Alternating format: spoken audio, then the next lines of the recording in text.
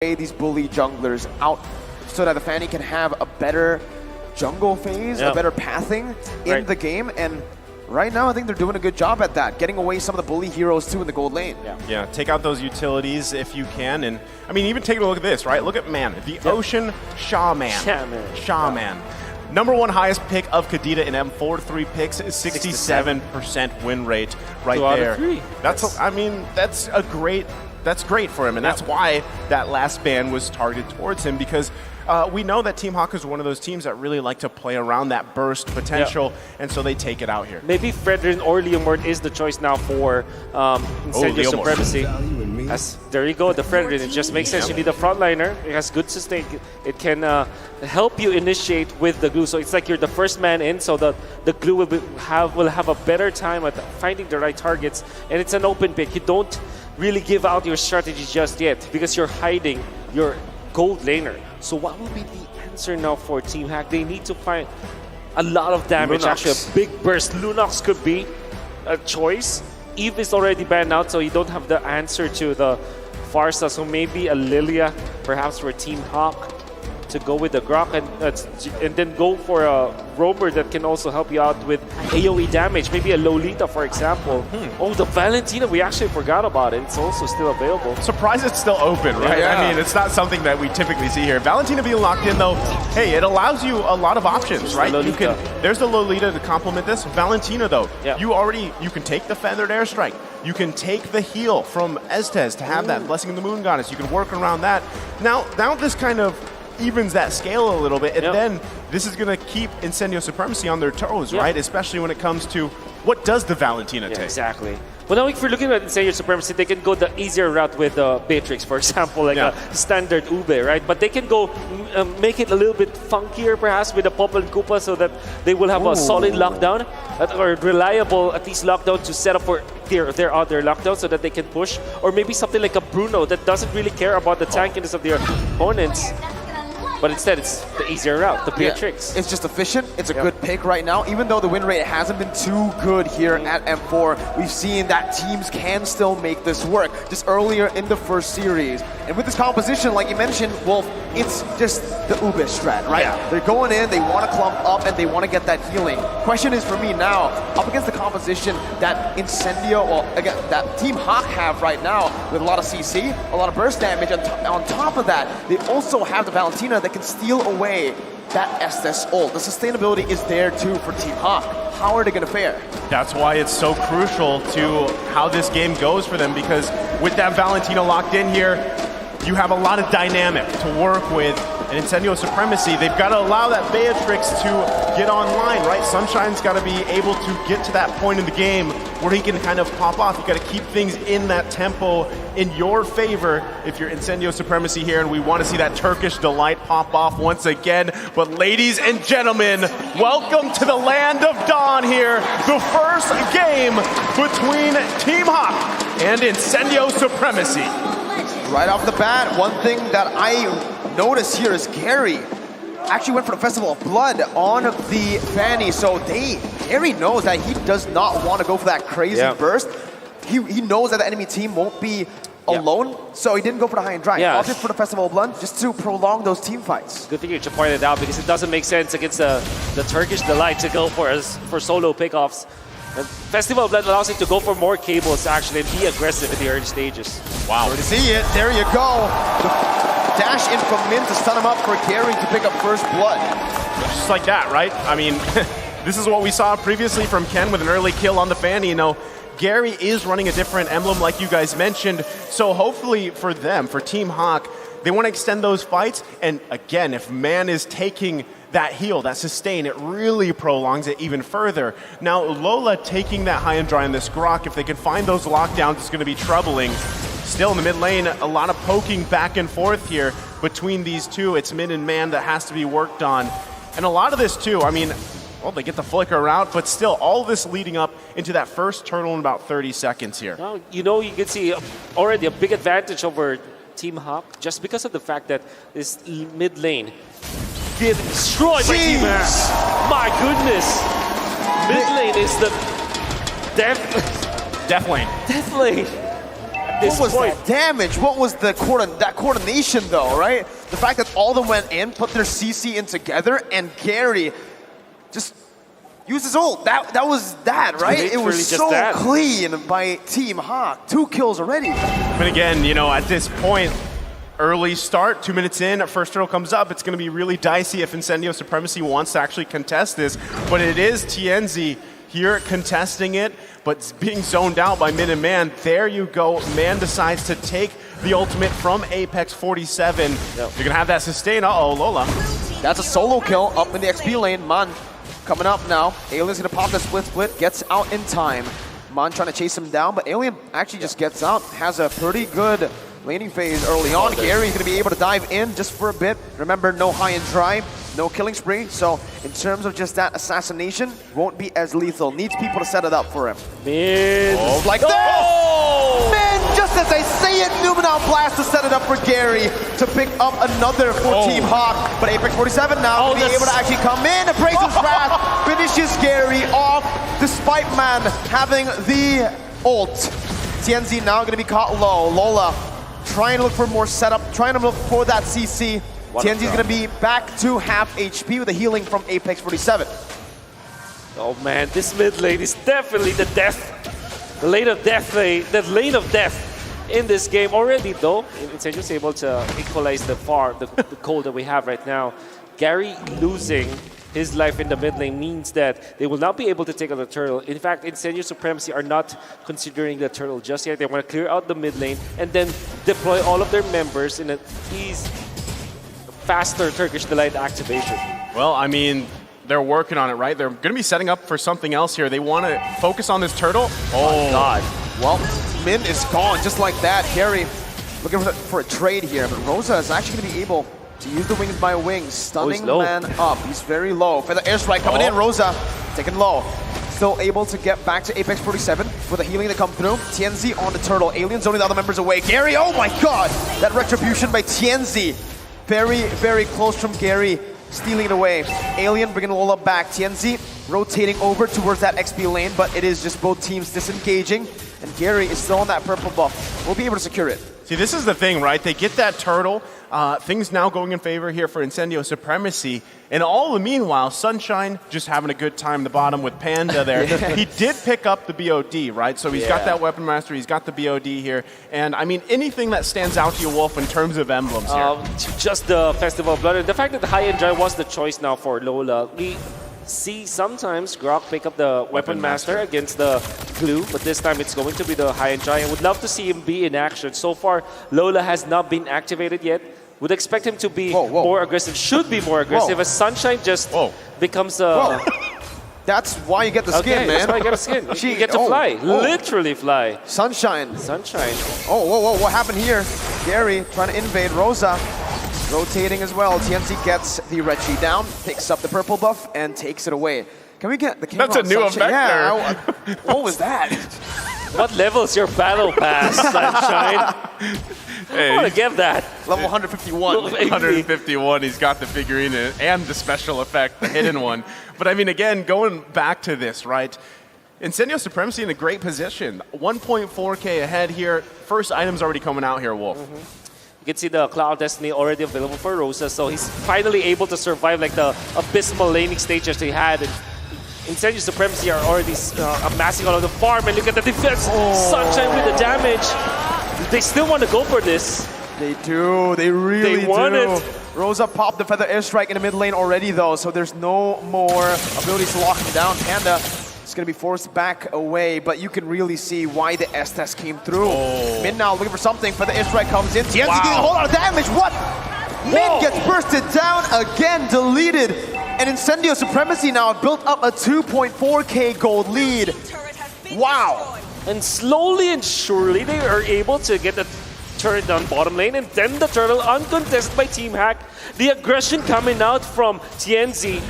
He knows that there will be sustain from himself and his teammates. And now Alien with Dominance Eyes. He's going to be surviving for now. Baits out that dash. What a good play there. Distracting the enemy team. For the airstrike, going to come down again onto the mid lane. It's going to be taken low again.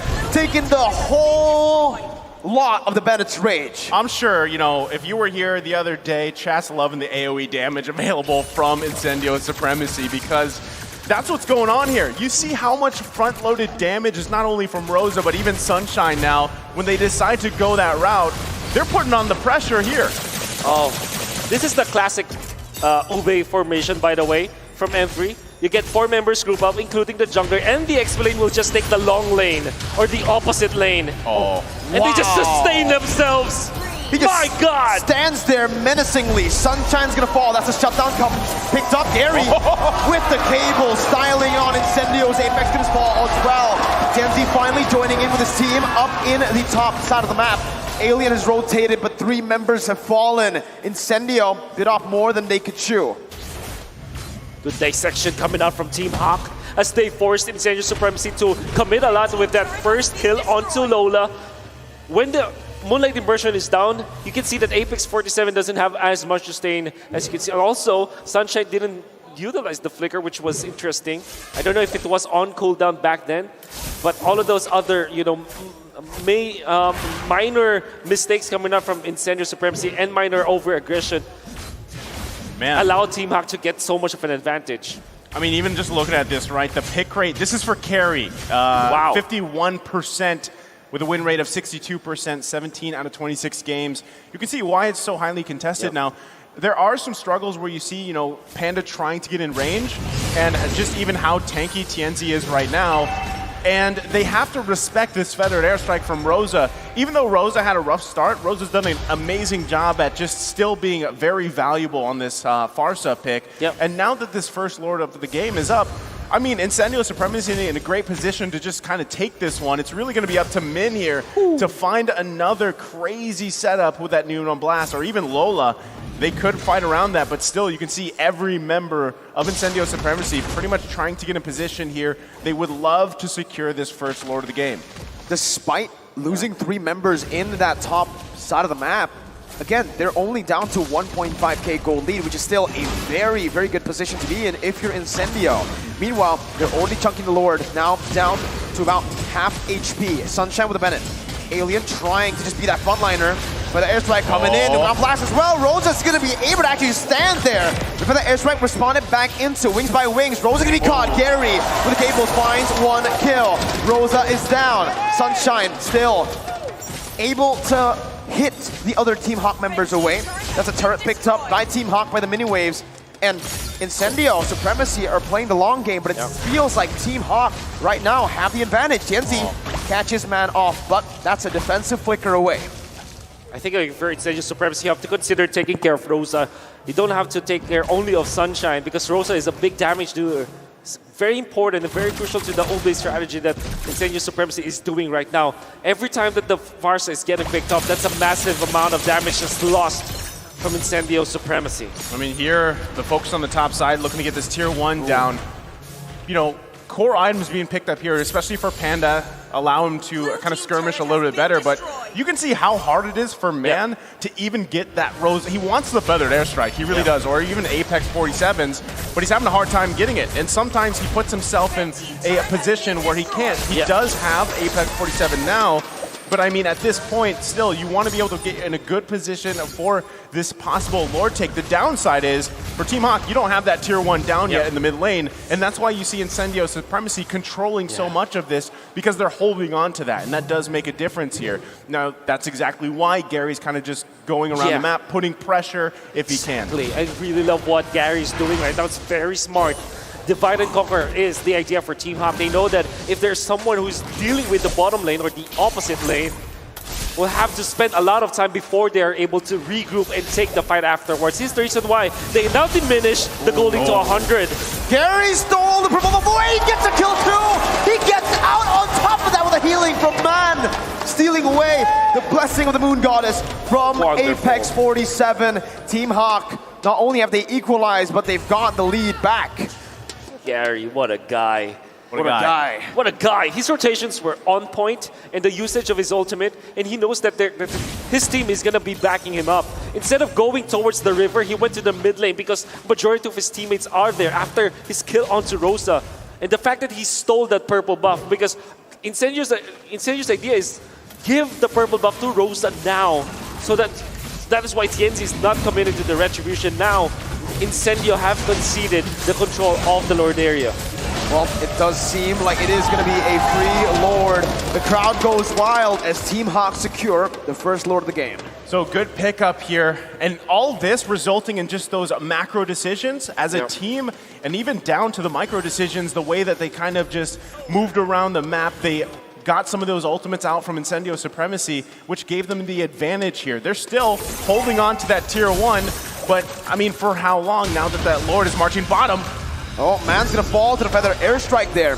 Min in the midst of it all. Alien, oh my god, that burst from Panda. It's not even DPS at this point, you can call it burst because of how fast he's attacking. TNZ in the midst of it all, once again, jumping in. That's Alien, Logan for the slam, pass. Lola's gonna fall. Alien, still, the front liner. Gary! From out of nowhere, comes back in with the cables, finding a trade. 2 for 1 in favor of Incendio, but the Lord still pushing him towards the base of Incendio, giving more pressure for Team Hawk to pick up more objectives. Well, Gary's just making a case. He wants to contest the title for the best jungler, the King of the Skies, against both Kyrie and Albert and Carl TCS. Really making all of these great assassinations and saving Team Hawk time and time again. That would have been a very good clash for Incendio Supremacy as they're getting all those kills and they're pressuring Team Hawk already, but the map as well as the control of the gold laners and the position force the mid laners. Gary's just making it difficult for Incendio Supremacy to cook their Turkish delight. Well, I mean, again, you know, the fact that Incendio Supremacy is still in this game. Yes, they finally lost their tier 1 turret in the mid lane. They were holding on to it for dear life. They still have great tools here to win these team fights, and that's kind of what we've seen in the past couple minutes here. Whether it's TNZ finding a setup here, Apex is sustained, even Alien, if he can get to where he needs to be, they've got great things to consider here, and that's what we see from Team Hawk. Now, biggest thing for them, Panda, you got to let Panda just unleash, right? Yep. Gary has been putting pressure on the side part of the map, the top and bottom lane, and then he kind of just swoops in, and that's what you're expecting from this Fanny. But still, Panda, if he can get taken out from Incendio Supremacy, they lose a ton of burst potential. And Sunshine's already at this point on this Beatrix where he's got the damage, right? If he can be protected, again, sustainability here in TNZ, then you're going to be in a good position to fight and win those against Team Hawk. Yeah. You need the window nature for both marksmen here. I think that is also the next spot for Sunshine. They're going to be waiting for it. You have to understand that Incendio Supremacy will wait for their items before they fight once again. And that will be just in time for the next Lord fight. I mean, if you look at Rosa, also Winter Truncheon built up, right? So you can already see the respect being given, but there it is. My question is it too late? Because the thing is, Sunshine has been caught 2 times. Rosa's been caught 5 times before we see those defensive items come through. Well, I mean, we just saw Sunshine pick up that Wind of Nature, and perfect timing, right? The next Lord's going to be up here, and you can see, right, Team Hawk has obviously that advantage, but again, I'm going to say, Incendio Supremacy, they should contest this. They have the right tools that they need. They just need to not be outplayed macro, right? Macro style, because you can see it, right? They have to park Alien here on the bottom side, handling those waves, not letting it be pushed in. And that is what Gary is even doing so well here for Team Hawk as they prepare for the best moment for this next Lord. What they need to do now is to find the opening. Bottom lane, that will be pushed by the Fanny for sure. So who is going to defend that? Is it going to be Rosa or is it going to be Alien? Both are needed in a team fight. Or do they just fight literally right now and force Team Hawk to not be able to do what they're planning to do? And wow, okay. Nope. So a little too far. A little too far. Weird. Gonna go ahead and reset it for now. Lola, though, and still parking Gary on the bottom side, like you were mentioning, right? Putting the pressure there. It's gonna force Alien away. Now, that is a big loss here for Incendio Supremacy if they don't have Alien with them. But someone's got to deal with these waves. Lord, these walls just doing things here for Team Hawk right now. Incendio Supremacy, though, you're gonna have to deal with this. It is a nice little lead. They don't have Alien here. Half health for the Lord. It's a good forced error by Team Hawk. Alien in the bottom lane. Min gonna be caught here by Rosa's feather airstrike, but he's gonna be able to go for the stun. Winter Truncheon, the dodge away, but look at them in the front line. TNZ to be caught here. The healing comes in, but it's not enough to deal with the damage from Gary, from Panda, from Man, who picks up a double kill. Alien now in the midst of it all, going for the chase. A Hail Mary. All 1v5, has the split to buy a little bit more time to get out. Jumps onto Man, but Man, he has the mortality. The team doesn't care, ignoring Alien 100% of the way. They're gonna go straight for the base. 8 seconds on Apex 27, and Team Hawk and strike first with first game. Man, 17 minutes I think that was. They just decided, you know what, we don't need the Lord to win the fight, take 4 down, you know, Alien, he's gonna do glue things, let him be, push into the base, and take that first game of the series. All throughout the early stages of the game, you know that Incendio Supremacy has already gotten it. They are controlling the economy. They're winning the team fights. But it was a big blunder in the middle part where they got beaten by the side of Team Hack. And why was that? What happened? What did Team Hack do? Well,